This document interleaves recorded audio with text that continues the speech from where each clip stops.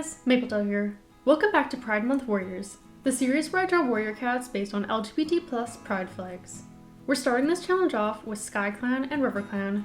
It's been a few years since we haven't had 5 Thursdays in June, so we're back to doubling up in week 1. Let's get into it. We're starting with Skyclan. Like I mentioned last year, I'm doing a new set of flags for this challenge, most of them by suggestion of y'all. So for this drawing, we're using the bigender flag and the omnisexual flag as inspiration. In my opinion, these are 2 of the prettiest flags, so I wanted to pair them together here. They also both gave me sky vibes, reminding me of sunrises or sunsets, which worked well for Skyclan. I worked on the Omni cat first. I decided to use both shades of pink for the eyes. The paler pink also went on the nose. For the pelt, I used the dark bluey purple as the base, making it a little grayer so it had more cat vibes. I then took the medium blue and added a circle to the face and tail, layering the same shapes on top in the lightest blue. I added both blues to the belly fur too, and dotted the lighter one by the hind legs and on the muzzle.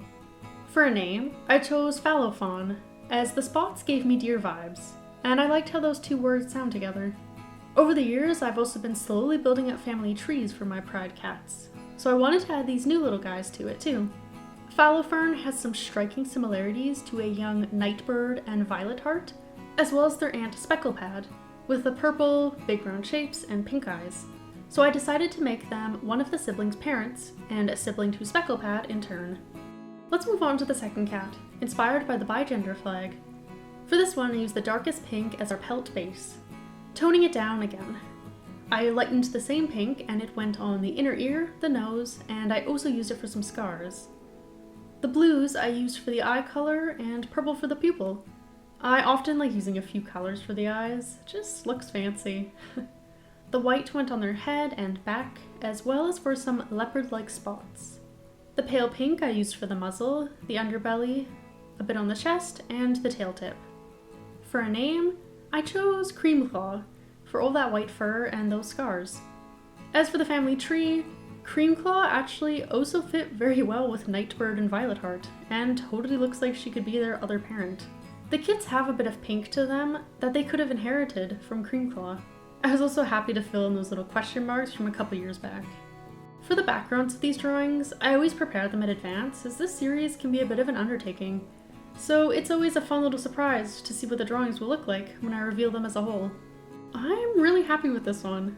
I think the cat colors contrast well against the more subtle forest, and Creamclaw's pinks match well with the flowers I drew. Next up is Riverclan. For this drawing, I used the Arrow Ace flag and the Neptunic flag as inspiration. I chose them for Riverclan as both flags give me water and sandy shore vibes, which works well for the water-based clan, as well as the background that I drew. I colored the Arrow Ace cat first. This flag has great colors for a cat, so I didn't have to alter them, aside from making the white a touch gray, as I never use pure white for coloring cats. I used said white for the base color for the fur, then using the orange for some large patches on the face, back, and tail, surrounded by smaller ones in the same color. It also went on the nose. I took the yellow and added it to the inner ears, above the eye, and on the chin. And the blues went in the eye, with yellow as the pupil just for fun. For a name, I picked Koi Splotch, as they gave me big koi fish vibes. Let's stick her on the family tree. I waffled a bit on exactly where to put her, as there aren't many obvious openings like with Skyclan. But because of that yellowy fur and those blue eyes, I decided to make them a sibling to Deputy Flowershine. Our final cat of the day is inspired by the Neptunic flag. This was a bit of a tricky one with so much teal and purple. I used 3 of the teals in the eyes to give myself a bit of an easier time, only saving the lightest for the fur base, making it a bit grayer to work better on a cat.